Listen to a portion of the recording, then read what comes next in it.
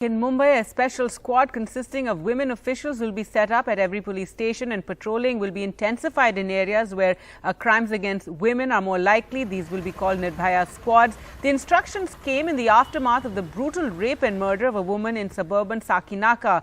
We speak to some women in Mumbai on their views on safety in the maximum city. Mumbai is considered to be one of the safest cities for women.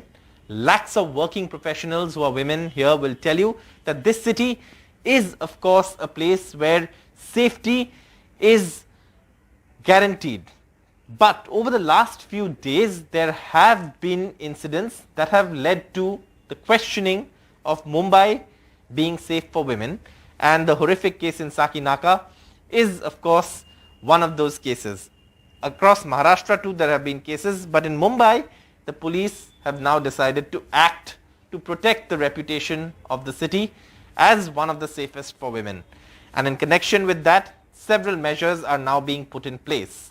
Joining me now is DCP Operations of Mumbai Police and also the PRO of the Mumbai Police, Mr. Chaitanya. Sir, I'll like to ask you first that the last few days, the number of crimes that have been reported would have even worried the police force. See, Mumbai, as you said, continues to be a safe city for women. Some incidents have happened, but the response from Mumbai Police, as you may have observed, has been very quick and thorough and professional. In the Sakinaka case, the police reached the spot within 10 minutes and the accused was apprehended before he was trying to flee the jurisdiction. Before that, the police caught him, and now all measures are being taken to ensure that he is punished.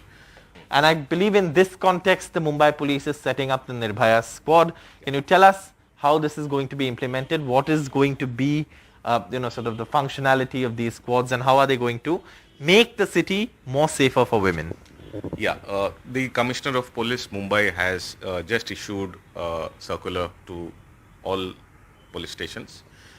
In every police station we have patrolling mobiles, of which one has been now dedicated only for women and child safety, which we are calling Nirbhaya Squads. The structure of these squads would be as follows. There will be one officer, lady officer of the rank of API or PSI, who will be heading each of these squads at the police station level. And to assist them, there will be one male and one female constable and a driver. So we have a team of 4 with a vehicle whose sole responsibility is to patrol the jurisdiction of the police station after identifying certain hotspots that are prone to, where the incidents of crime against women happen, and it could be spots that are prone to such incidents. So we heard from the PRO of the Mumbai Police and what he had to say and what preventive measures now the Mumbai Police are taking following the reporting of complaints and the serious cases of crimes against women that have been reported in the city. Now, while Mumbai is trying to retain its reputation as a safe city for women with so many women professionals who go to work every day, the point is the city slipping, and are there more cases, and what are the preventive measures post facto, post the crimes? There is of course a whole lot of measures that have been implemented, fast track courts and all of that, which are still something that Isha will talk about. But again, are we slipping, and what can be done to prevent the crime? So I have with me a group of young women, a PR professional, a lawyer, someone who works with advocacy when it comes to women's issues. So Hannah, I'll come to you first. Mumbai has a reputation of being a safe city for women when it comes to any other city, but are we slipping, and where are the areas that needs more improvement or needs to be focused on? So it is known for its quote-unquote being a safer city in terms of, and that's because the Mumbai police stations are more sensitized, right, to handle these cases. They are far more better sensitized in terms of how they deal with informing the victims of what they can do. But where there is a lack is hospitals, right? So Section 357C of the CRPC says that it's mandatory for hospitals to treat victims, irrespective of an FIR or not. But private hospitals don't treat them. They often have to go to a government hospital where they're going to be, there is a lack of infrastructure.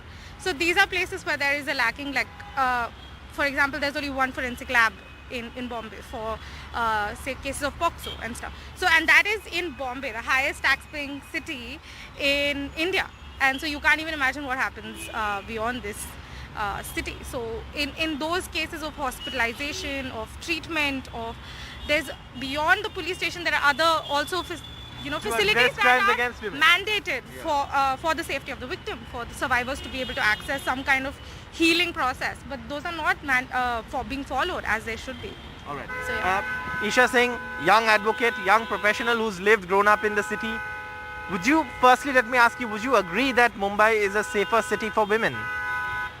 I think when you talk of safe cities, it's not enough to say we are better than the rest of the cities in India.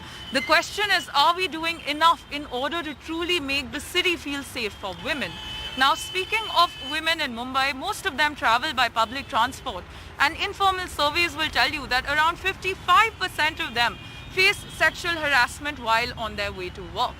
The other thing is, in terms of the last year itself, the government had tabled the Disha bill, the Shakti bill, I apologize, the Shakti bill on the lines of the Disha Act of Andhra Pradesh in order to fasten the process of filing of charge sheet, conducting of trial and setting up special courts. However, what has happened of the bill, nobody knows. So the justice system is so poor that it takes so much time. And when we talk about a woman who has been sexually assaulted or raped, it takes a lot of courage to come to the police station. And when the police doesn't file the FIR or do investigation on time, it is very difficult for these women to follow through. And in fact, they have to relive their trauma again and again. And I think in cases where there is a public attention or there's media reportage, I think things do move. But in other cases, you're saying that never happens. Absolutely. I think it always takes a politician's directions or a storm by the media for actually action to take place. And when it comes to the common woman, I don't think justice is done in these cases at all. I'd like to ask you, Tanya, you again are a Mumbai woman, a working woman, lived in the city. Tell me, at what point do you feel is the safe spaces for women, if we can use that term, though ideally every place should be safe, but I'm saying are safe spaces where women don't have to worry about the things that the other two ladies were talking about, are those places shrinking? I would like to say this. I don't believe there are any safe spaces for women. Okay? Unfortunately, I'm not talking only about Mumbai. I'm talking about our country. There is a mentality. Women are soft targets. We are always targeted. We are always victimized. My society, it's a South Mumbai society. I know women who are beaten up by their husbands. So how are they safe in their own houses? They are not safe. Women are stalked. I have been groped on public transport on quite a few occasions, And what do? How do you scream, shout? How much do you do? Then, you are traveling to work. How do you get down? Do you go to the police station? I don't believe much happens, Yes, I am the kind of person, I want to make an effort, but I don't think it would happen. Like now, I know myself that people tell me that, you have to go with a recording. They will say, Kisne dekha? How do you, and it takes prove? How do you collect evidence? Exactly. The onus of evidence collection is on the victim. On the victim. Then they will say that, first and foremost, it takes a lot of courage to go to a police station when you have been attacked in a certain way. But I think what we're picking up is that there needs to be a lot more focus on the on the preventive than what happens post a crime has happened. Of course, there needs to be focus on that as well.